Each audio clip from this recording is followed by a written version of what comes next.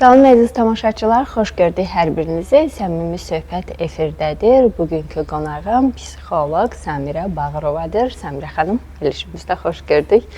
Çoxdandır sizi əslində bu verilişdə qonaq etmək istəyirəm, amma bir türlü türklər demişəm. Vaxt tapıb sizinlə uyğunlaşa bilmirik. Nəhayət ki. Nəhayət ki, görüş nəsib oldu. Necəsiz? Əhvalınız necədir? Təşəkkürlər, əla, minnətdaram dəvət üçün. Sağ olun, biz də təşəkkür edirik. Səmirə xanım, əvvəlcə bu sualdan başlamaq istəyirəm. Bugün dövrümüzdə istər psixoloqların, istərsə də cəmiyyətdə insanların arasında travma sözü məşhurlaşıb. Kim nə hərəkət eləyirsə, nə pis olacaq nəsə eləyirsə, bunu bağlayır travmasının ayağına, belə deyək. Travma ümumiyyətlə nədir? İnsan öz travmasını müəyyənləşdirə, sağalda bilərmi? Yoxsa mütləq bir psixoloqdan, bir mütəxəssisdən kömək almalıdırmı? Yaxşı qeyd elədiniz əslində, maraqlı da sualdır. Birinci dəfə də eşidirəm bu sualı. Deməli belə, travma nədir? Adətən bizdə deyirik də, əslində bu da doğru deyil də, sadəcə dil öyrəşib. O qədər normalda, yəni sıradan vətəndaşlarla söhbət edirik ki, artıq bizim də dilimizə yatıb bizdə. Uşaqlıq travmalarına çox bağlayırlar adətən, amma hansı birimiz travma ilə böyüməmişik ki də, travma, yəni ruhun sarsılması, belə deyək də. Psixologiya elmi nə deməkdir? İnsan ruhunu öyrənən elm və ona görə də emosiyalarımız, düşüncələrimiz, hər bir şey nəzarətdə, beyin ümumiyyətlə nəzarəti sevir də. Nəzarətsiz olduğu təqdirdə bu nə deməkdir?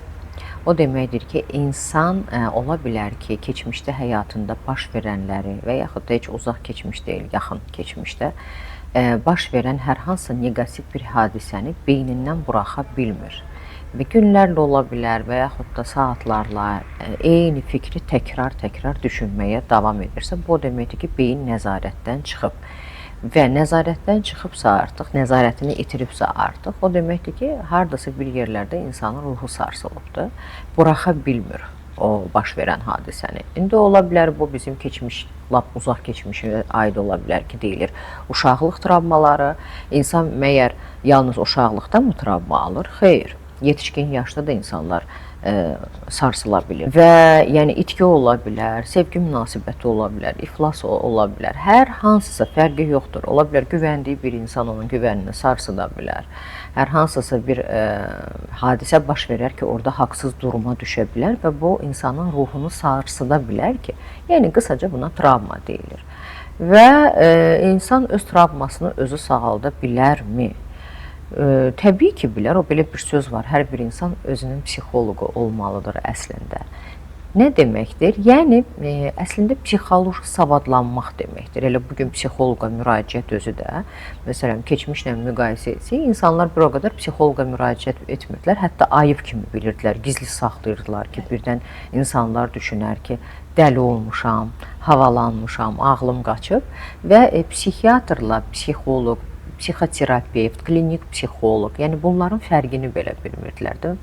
O səbəbdən, yəni cəmiyyət nə deyər kimi suallarda ehtiyat edirdilər psixoloqa müraciət etməyi. Və bugün maşallah olsun ki, necə deyərlər, artıq hətta qadınlarda da belə təhsil alırlar, öz işlərini qururlar. İnsanlar psixoloji savadlanmağa meyil göstərirlər.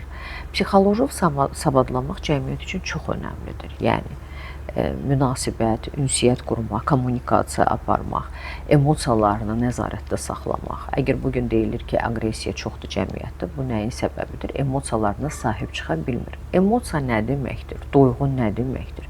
Elmdə duyğu sözü keçmir, düşüncə sözü keçir. Niyə? Çünki bizim hisslərimiz düşüncədən əmələ gəlir, reaksiya verir də. Sən nə düşünürsənsə, osan misalı var.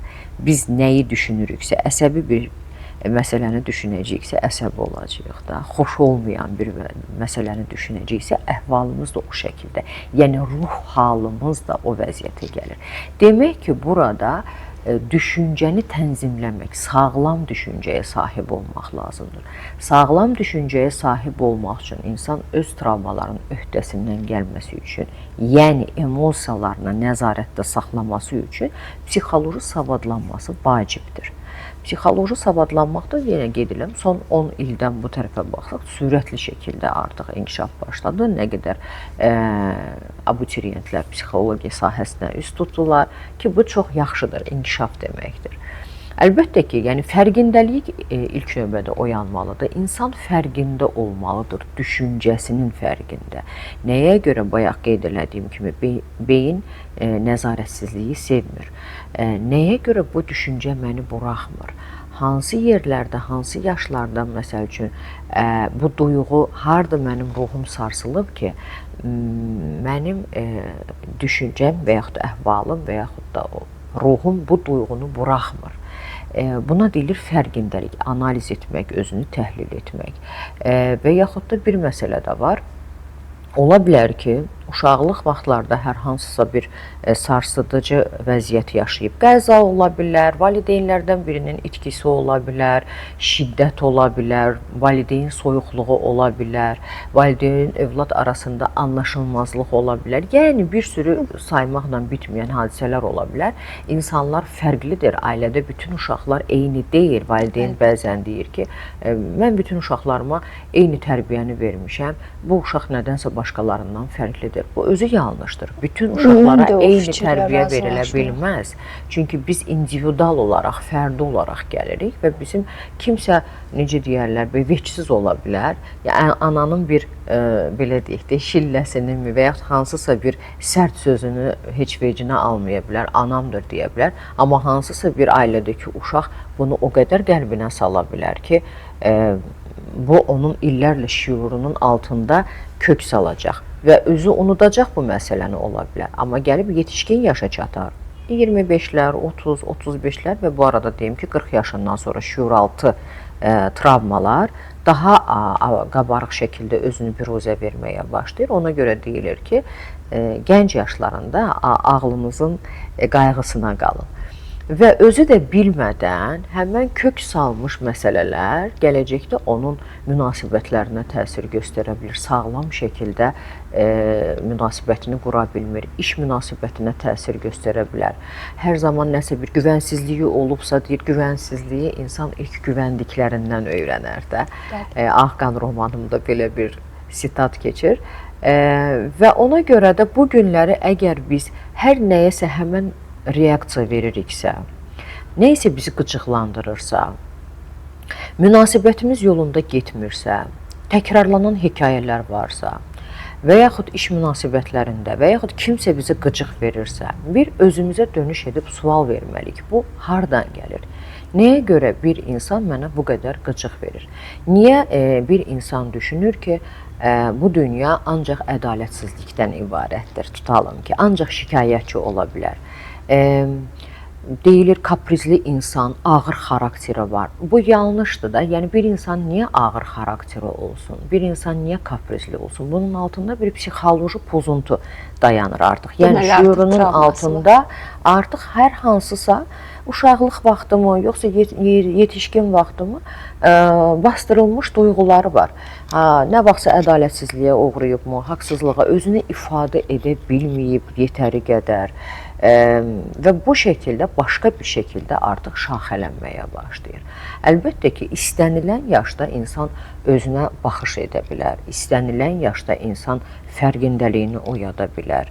Və araşdırma etdikcə, təhlil apardıqca mən başa düşdüm ki, insanlar xasiyyətlə böyüyür, amma istədiyi vaxt özündə xarakter yarada bilir. Xarakter hər insanda olmur. Hazırki cəmiyyətimizdə insanlarda təklənmə prosesi gedir. Hər kəs, istər kişi olsun, istər qadın olsun, artıq mən tək yaşaya bilərəm, heç kimə ehtiyacım yoxdur anlayışını mənimsəyir. İstər qadınlar olsun, istər kişilər olsun. Artıq qadınlarda elə bir güc səviyyəsinə çatıb ki, qadın deyir ki, bir kişi olmasa da mən öz maddi ehtiyaclarımı qarşılaya bilirəm. Bəli. Bir kişi də deyir ki, maddi ehtiyacımı qarşılayır, özü öz maddi ehtiyacını qarşılayırsa, mən niyə ona nəsə verim? Özüm tək özümü dolandıraram. Əgər kənar qadın-kişi münasibətlərinə gəlincəsə, kənardan onsuz da başımı dolandırıram da, bu hər iki tərəfə aiddir, istər qadına, istər kişiyə. Bəs bunu necə müəyyənləşdirməliyik? Mən bunu uçurum kimi qeyd eləyirəm. bu uçurumun necə qarşısını ala bilərik? Yox, bilirsiniz, elə bu yaxınlarda da verilişdə idi, çox böyük bir mübahisə ilə keçdi veriliş. Biz canlı efirdə belə müzakirə etməyi bacarmırıq. Baxmayaraq ki, yetişkin insanlardır və yetəri qədər ali savadları olsa da, diplom o demək deyil ki, istəyirsən sən 10 dənə diplomun olsun. Əgər sən dünyaya öz baxış bucağından belə yalnız bu şəkildə baxırsansa, dar bir necə deyirlər, çərçivədən baxırsansa, o demək deyil ki, sən savadlısan. Sən əzbərləyə bilib, nəyisə yadında saxlaya bilib danışa bilərsən, amma şəxsi analizin yoxdursa, təfəkkür inkişaf etməyibsə, mən düşünürəm ki, ümumiyyətlə insanların efirlərə gəlib belə bir fikirləri səsləndirmək, şəxsi fikirlərini alimlərin adından səsləndirmək özü də yanlışdır. Qeyd elədiyiniz bu suala gəldiyimizdə, baxın, insanlar tarix boyu, ümumiyyətlə insan yaradılışı, insan təbiəti yenilikdən qorxur həmişə. Vərdiş etdiyini buraxa bilmir və insanın quruluşunda beyin ümumiyyətlə vərdişə meyillidir. Yeni qəbullana bilmir yeniliyi və qəbullandığını da çox birinci xaotik şəkildə qəbul edir. Amma zamanla artıq beyin uyğunlaşır. Məlum olur ki, bu adi bir məsələ imiş də. Mən keçən səfər misal çəkmişdim. Deyirəm, mən yeniyetmə vaxtı qəsəbədə yaşayırdım. Hamı şalvar geyinirdi, mən şalvar geyinə bilməzdim də. Yəni, hamı yox, daha doğrusu təzə-təzə başlanılırdı qadınların şalvar giyməyi. Necə xaotik, əxlaqsızlıq səviyyəsindən müqayisə olunurdu ki, qız necə şalvar giyinə bilər. Bugünkü nəslə bu gülməli gəlirdi, başa düşürsünüz. Bizim özümüzə də bəlkə də gülməli gəlir. Görün, biz təfəkkürümüz nə qədər inkişaf edib ki, artıq bu bizə gülməli gəlir. Eyni zamanda da, baxın, dünyada hər il, hər əsr, hər tarix boyu inkişaf gedir, dəyişiklik gedir. Bu, yalnız elm, texnika, dəb deyil də, yəni bu düşüncələr, bu emosiyalar, bu ailə münasibətləri, boşanmalar, hər şeyə təsir edir. Bu, həmişə inkişaf gedir. İnsanlarda nədənsə belə bir fikir var ki, inkişaf yaxşı mənada. Evlənmişəmsə, uşağım varsa, nə bilim, və yaxud da təhsilim varsa, özümü inkişaf elətdirəm, heç bir xaos yoxdursa, müharibə yoxdursa, demək ki, bu inkişafdır. Yox. İnkişaf adətən qurbandır, tələb edir, nə bilim, xaos üzərindən, müharibələr üzərindən, lap keçmişdə necə idi, müharibələr olurdu, gəlirdilər, yeni mədəniyyətləri öyrənirdilər. Yəni, hər zaman xaos üzərindən olub inkişaf. Və buna görə də bu xaotik kimi, siz deyirsiniz, mənə çöküş kimi gəlir dediyiniz də, bu da normaldır. Beyin çünki öz vərdişlərindən əl çəkə bilmir və beyin üçün qorxuludur. Bilmir axı bu baş verəndən sonra nə olacaq. Deməli, 1900 illərə qədər adətən şəriət qaydaları üzərindən baş verirdi də bu evlilik məsələləri falan və adətən kişilərə üstünlük verirdi də. Qadın boşanmaq istəsə sübut eləməli idi ki, niçin boşanır? Əgər sübut edə bilsəydi o da. Amma zaman-zaman 1900 illərdən sonra artıq bu dövlətə keçdi, hüquq və qanuni şəkildə artıq qadınlar da boşanmağa başladılar da. Yəni bu hüquqa sahib oldular. Qadın hüquqları inkişaf etməyə başladı. Qadın hüquqları inkişaf etdikcə boşanmanın da sayı başladı çoxalmağa. Bunu qeyd eləmişdim verilişdə də. Və bundan sonraki etap var, mərhələ. Bu etap gəlməli idi o vaxta qədər ki, bir əsrdə belə deyək ki, hansı ki artıq insanların təfəkkürü ona uyğunlaşmalı idi ki, bəli, nəhayət ki, qadın da qərar verə bilir, qadın da kişi qədər öz haqlarını tələb edə bilir və bunun adı qoyuldu bugünkü gündə deyil, daha öncəki illər gender bərabərliyi, yəni qadın və kişi bərabərliyi. Məsələ burasındadır ki, bayaq qeyd elədiyim kimi, biraz o düşüncə, təfəkkür baxımından inkişaf bizə biraz ləng gəldiyinə görə, bugün orta yaş nəslinə, yaşlı nəslə və qorxulu gəlir bu məsələlər ki, bu nə deməkdir, boşanmalar çoxalır, bu nə deməkdir, hər kəs ayrı-ayrılıqda yaşamaq qərarı verir, nə bilim, qadın işləyir, təhsil alır, qadın artıq kişiyə yuxarıdan aşağı baxır. məsələ burasındaydı ki, biz güya inkişaf edirik, amma təfəkkürümüz şəriət qaydalarında hələ qalıb 1900-cü illərdən öncəyə qədər kişi bir güc Simvoluna güc çevrildi. simvolu idi, ilahiləşdirilmişdi. Hər şeyə kişi qərar verə bilərdi və kişi evə pul gətirən idi. Fokuslanmışdılar bu məsələyə. Və bu günləri mənə hərdən biraz qəribə də gəlir, televiziyada deyirlər ki, əvvəllər necə özü bunu elə insanlar deyir ki, yəni də biri alimdir, biri professordur, biri filosofdur. Əvvəllər kişi gəlirdi, çəkilin, atanız gəlir filan. Güya ki bu yaxşı bir şey idi. Yox, qadın qorxurdu. Niyə? Qadının təhsili yox idi, qadın işləyə bilmir. Çox az ailələrdə baş verirdi. Hansı ailələr idi? Tolerant ailələr. Tolerant ailə də həmişə az olub.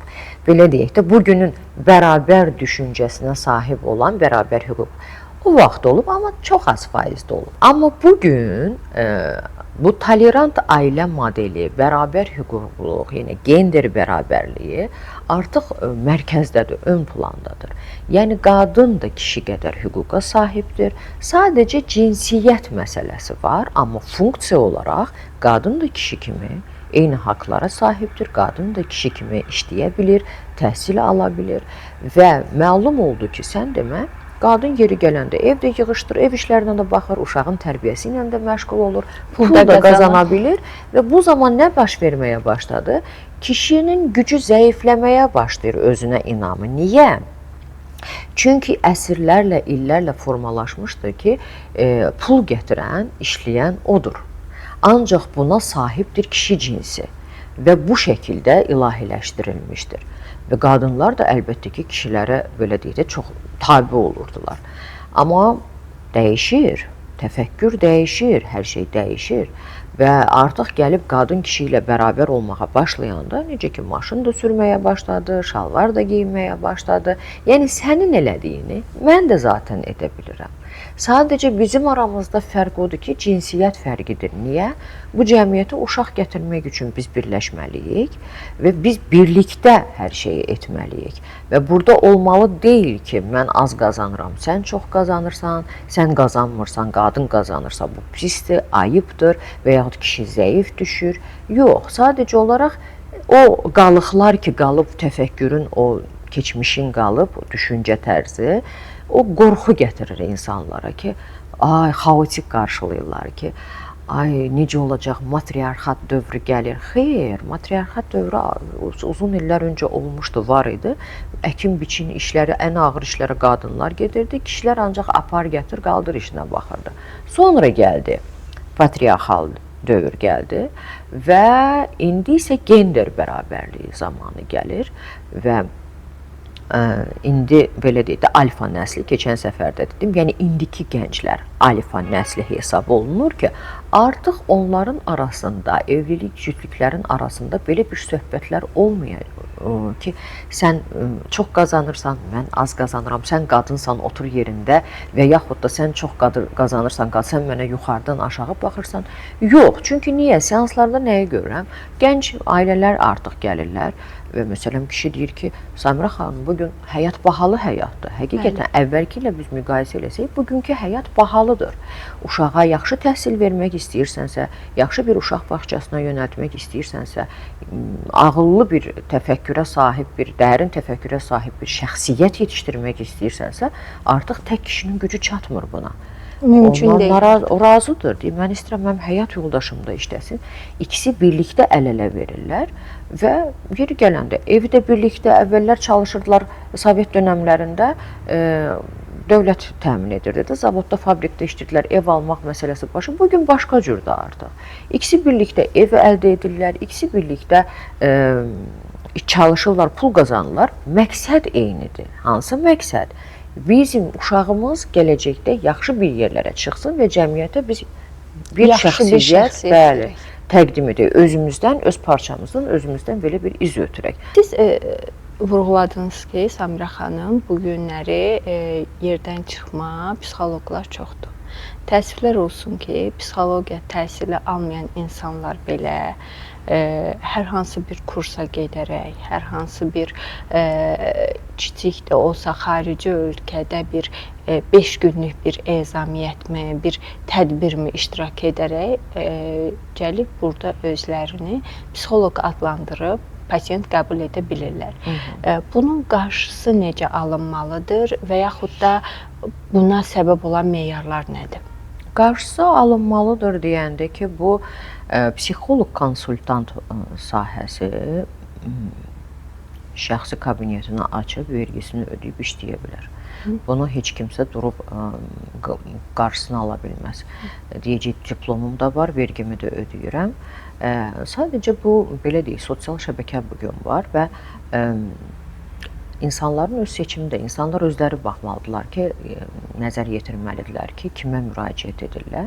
Bugün bütün psixoloqlar çıxıb sosial şəbəkələrdə, digər həkimlər də danışırlar. Və hər kəs necə psixoloqa müraciət edir? Öz beyninə yaxın hiss edərək ki, hə, bu insanın danışdığı mənim beynimin məntiqinə uyğun gəlir də və bu şəkildə müraciət edirlər. Amma gəlin indi belə danışaq da, bir psixoloqun peşəkar bir psixoloq olması üçün həqiqətən diplom onun köməyinə çatır. Mən ilk dəfə kurslardan başlamışdım. Psixoloq sahəsinə gəlmədən öncə hələ maraqlanırdım kurslardan və uşaq psixologiyası sahəsi üzrə başladım. Sadəcə belə bir 2-3 aylıq getdim, başa düşdüm ki, yox, mənim beynim uşaqlarla deyil, böyüklərlə işləməyə meyillidir. Niyə? Mən düşünməyi sevirəm, analiz eləməyi sevirəm və uşaqlıqdan gəlir bu ki, yeniyetmə vaxtlarında bir yazı pozu işlərim var idi. Biraz bu, həm də birinci sahəm filologiya sahəsini bitirmişəm mən, ixtisasını, Azərbaycan dili ədəbiyyat və mən biraz yazılarım da olurdu. Hansısa bir əsəri müəllimimiz bizə təhlil elətdirəndə, məsələn, deyirdi ki, sənin çox maraqlı fikirlərin var və yaxud da deyirdi sual vermək qabiliyyətini, fikirləşirdim, özümdən bir sual düşünürdüm, deyirdi, düşündürücü suallar verirsən. Və başa düşürsünüz, bu psixologiya sahəsi və yaxud da filosof olmaq, bu heç biri diploma bağlı məsələ deyil. Çünki mən magistra qəbul olanda psixologiya sahəsi üzrə artıq tanınmağa başladım, hələ bitirməmişdim. Sosial şəbəkələr üzrə televizora, radio dəvət edirdilər. Niyə? Mənim səsləndirdiyim fikirlərimə görə. Psixologiya fəlsəfənin bir qoludur da 19-cu əsrin əvvəllərindən başlayıb bir fizik bunu kəşf edib, bir laboratoriya açıb və psixoloji təcrübələr aparmağa başlayıb. Yəni, hər şeyin fəlsəfəsi olduğu kimi, dini fəlsəfə, nə bilim, yaradılış falan. Eləcə də psixologiyada ruhu öyrənən, insanların öyrənən var, heyvanların öyrənən psixologiya sahəsi var. Yəni, çoxşaxəli bir məsələdir. Və burada fəlsəfi analitik bir beyin lazımdır. Milyonlarla kurslara qatıla bilərsən. Dediyim kimi, nə bilim, doktoranturanı bitirə bilərsən.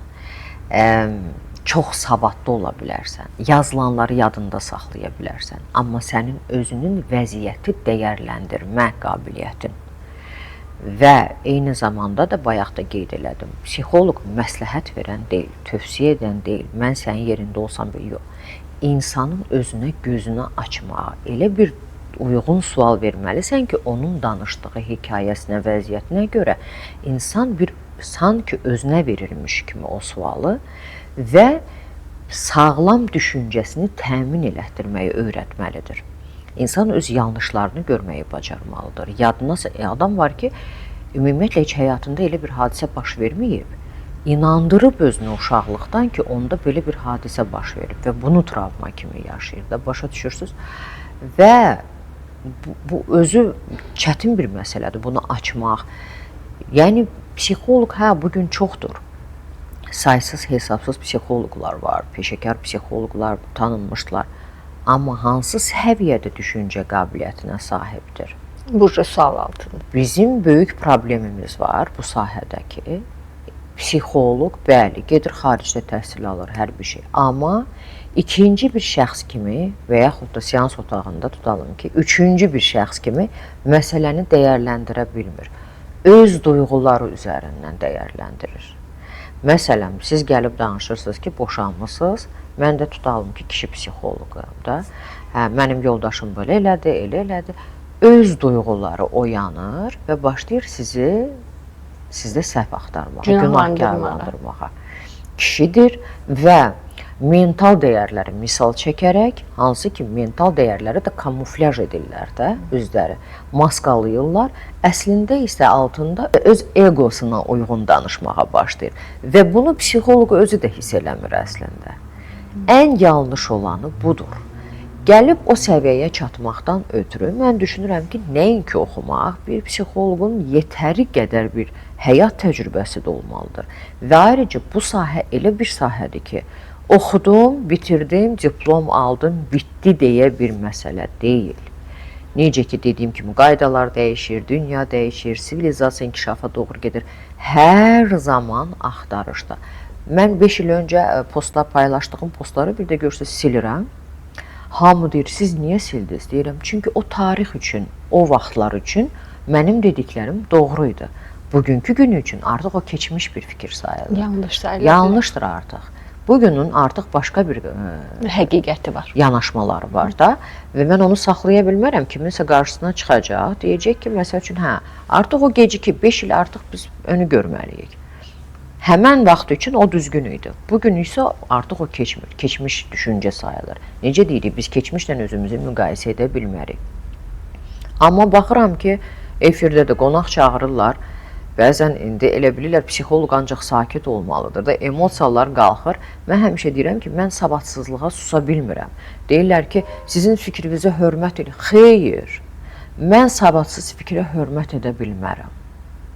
Əgər bir insan yanlış danışırsa, mən onun sözünü kəsəcəm. Deyirlər ki, siz bizim sözümüzü kəsirsiniz. Kəsəcəm. Çünki sən səhv danışırsan.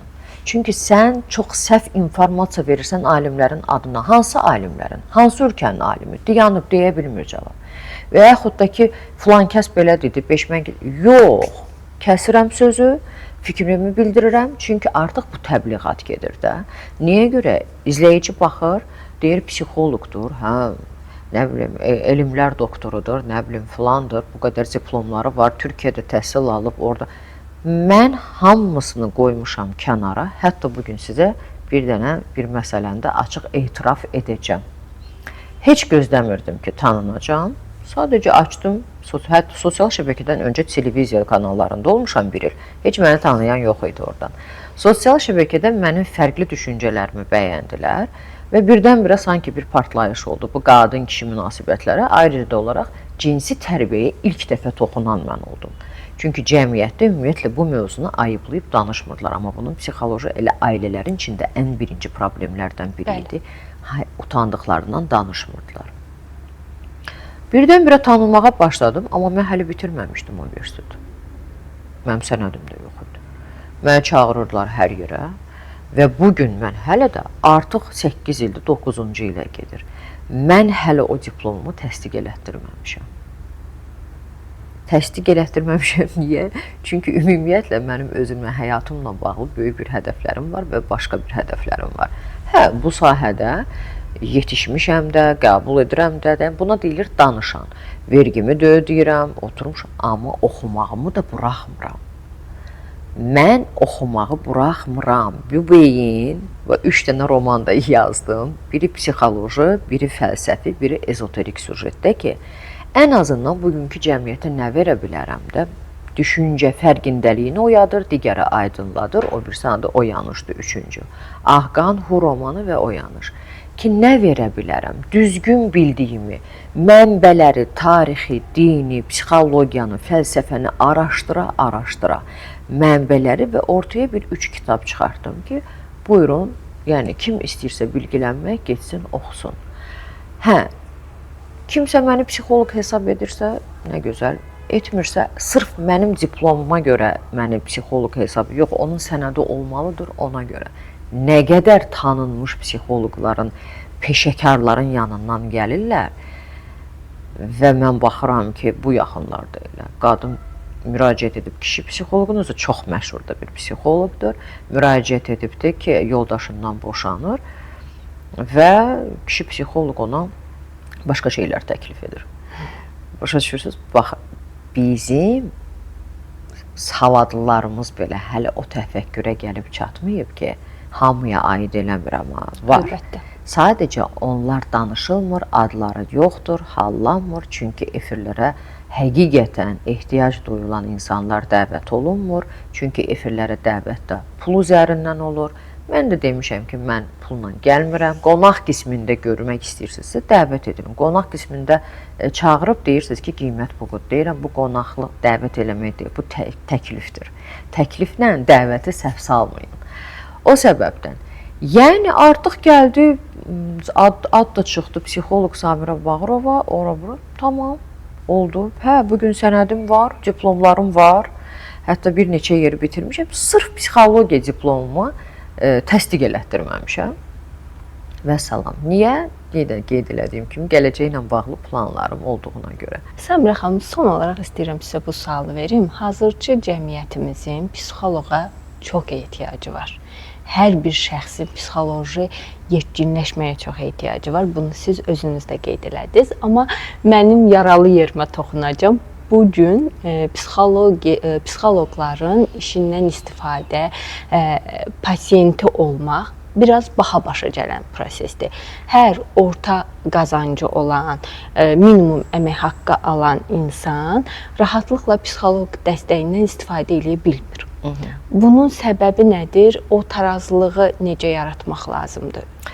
Tarazlığı o məsələ burasındadır ki, baxın, psixoloq konsultant qeyd elədiyim kimi illah da gedib klinikada hər hansısa oturub orada seans keçməyə bilər. Niyə? Çünki həkimə, xəstəxanaya fobiyası olan insanlar da var, axalata. Orada klinik psixoloq çalışa bilər, psixiatr çalışa bilər. Psixoloq konsultant hər hansısa bir ofis yeri götürür və orada seans qəbul edir. İndi gələk bu məsələyə ki, götürülən icarəyə verilən yerlərin qiyməti. O qədər gəlirsən, başqa qiymətlə razılaşırsan, bir ildən sonra qiymət qalxır kəllə çarxa. Və ayrıca olaraq bunun park yeri var. Məsəl üçün, mən nə qədər yerlər dəyişmişəm də bu 8 il ərzində, mart ayında 9 il olacaq artıq. Sənə müraciət edən insan gəlir, saxlamağa yer yoxdur. Park yeri istəyirsən, o qədər baha başa qiymət edir. Qarajda məsəl üçün yer varsa və yaxud da ayrıca gəlib saxlayır, cərimə yazılır. Məsəl üçün bir dəfə gəlir, iki də elə cərimələr yazılır və elə icarə qiymətləri bahadır ki, amma xarici ölkədə çox uzun zamandır psixoloq konsultantların icazəsi var ki, öz evlərində və yaxud da ayrıca evləri varsa bir otağı ofisə çevirirlər. Necə ki, bizdə Ağabəy Sultanov rəhmətli psixiatr idi. Evində qəbul edirdi, dedilər, aşağı mərtəbəyə kimi növbə düzülürdü. Yəni, bugün məcbur olurlar ki, bəzi psixoloqlar hətta kafe şoplarda otururlar, kofe şoplarda, məsəl üçün, seans keçməyə məcbur olurlar və yaxud da indi kiminsə evi imkan verirsə buna ev şəraiti ayrıca bir otağını ayırıb, vergisini təbii ki, ödəyərək qəbul etsin. Neynəsin? Bu sahəni seçib və bir şəkildə. Amma kimlər ki, evdə indi bunu edə bilirsə və yaxud ayrıca bir ofisi varsa normal qiymətdə, bu başqa. Digər tərəfdən bu problem ondan yaranır ki, icarə götürülən yerlərin qiymətləri çox baha olur və bu insan psixoloq belə deyək də nə qədər qazanmalıdır ki, həm icarə haqqını ödəməlidir, eyni zamanda da özünü də təmin etsin də.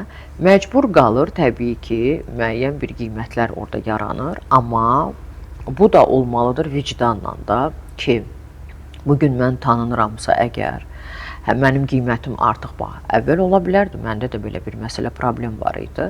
Çünki mənim illərlə oturduğum yer birdən qiyməti qaldırdı. Və qiyməti qaldırdığı təqdirdə sən də məcbursan qiyməti qaldırmağa da. Təbii ki, kontingent dəyişməyə başlayır. Bu zaman kimin imkanı varsa daha belə onlar müraciət etməyə başlayırlar. Amma özünün özlüyündə artıq oturub tərəziyə qoyanda deyirsən, vicdanla deyil, axı, nə oldu elə həmişə imkanı olanların düşüncəsi də, yaşayışı da önə gedir. Mən bütün bunları düşünərək, indi şükürlər olsun ki, mənim ev şəraitim buna icazə verir. Buxalterlə danışdıq, mühasiblə danışdıq.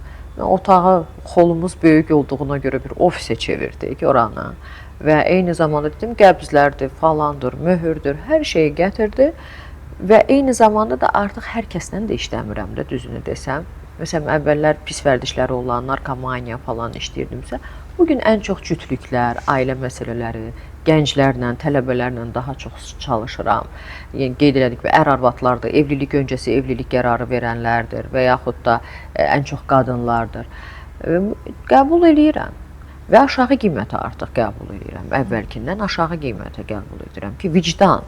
Təşəkkür edirik Səmrə xanım, vaxt ayırdınız. Mən təşəkkür edirəm. Qonaq oldunuz və dəyərli fikirlərinizi bizimlə və tamaşaçılarımızla bölüşdünüz. Çox sağ olun. Mən təşəkkürümü bildirirəm. Verilişiniz də uğurlu olsun, uzun ömürlü olsun.